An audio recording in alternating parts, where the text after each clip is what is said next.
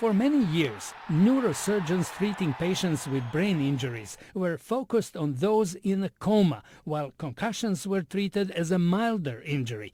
During the past 10 to 15 years, research on head injuries has accelerated because of heightened awareness about the long-term consequences of concussions suffered by soldiers, athletes, and traffic accident victims.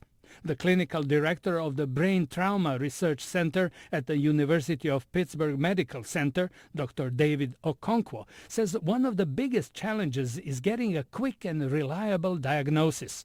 He spoke to VOA via Skype. We're getting very close to a blood test that will highlight people in the early minutes to hours following a concussion. Okonkwo says for now the diagnosis still relies on a subjective assessment of the patient, so a substantial number of concussions remain unrecognized and underdiagnosed. Since no two concussions are alike, Okonkwo says researchers also are working to improve the analysis of the injuries. There has been a tremendous amount of effort in taking the neuroimaging strategies that we have today to take pictures of the brain and revolutionize them into modalities that are of much higher resolution and much better quality. Researchers are also developing tools for testing patients for specific kinds of concussion, which can affect balance, vision, cognition, memory, or some other brain function.